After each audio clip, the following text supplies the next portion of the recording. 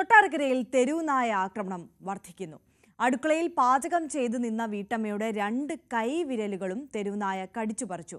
കരിപ്ര ഗുരുനാഥൻ മുകളിൽ വഴിയാത്രക്കാരന്റെ ചുണ്ട് കടിച്ചുപറിച്ച തെരുവുനായയെ നാട്ടുകാർ തല്ലിക്കൊന്നു. കൊട്ടാരക്കര അമ്പലപ്പുറത്ത് വീടിനുള്ളിൽ കടന്നുകയറിയ തെരുവുനായ വീട്ടമ്മയെ ആക്രമിച്ച സംഭവം ഭീതിയുണ്ടാക്കി.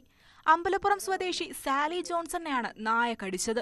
അടുക്കളയിൽ ജോലി ചെയ്യുന്നതിനിടെയായിരുന്നു സംഭവം. 2 കൈകളിലും കാൽമുട്ടിലും കടിയേറ്റു. കഴിഞ്ഞ ദിവസം ഉച്ചയോടെയായിരുന്നു ആക്രമണം.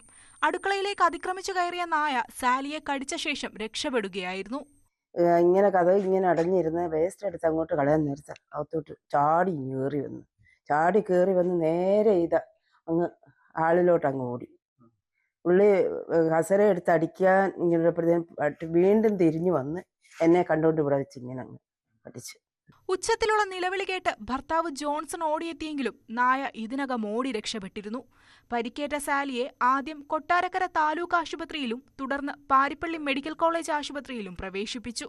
കഴിഞ്ഞ ദിവസം കരിപ്ര ഇടക്കിടത്ത് വെച്ച് ശിവാനന്ദനെ തെരുവുനായ ആക്രമിച്ചു. ചുണ്ടിനും മുഖത്തും കടിയേറ്റ ശിവാനന്ദനെ തിരുവനന്തപുരം മെഡിക്കൽ കോളേജിൽ പ്രവേശിപ്പിച്ചു. പ്രദേശത്തെ തെരുവുനായ ശല്യം നിയന്ത്രിക്കാൻ വേണ്ട നടപടി സ്വീകരിക്കണമെന്നാണ് നാട്ടുകാരുടെ ആവശ്യം. ന്യൂസ് 18 കൊട്ടാരക്കര.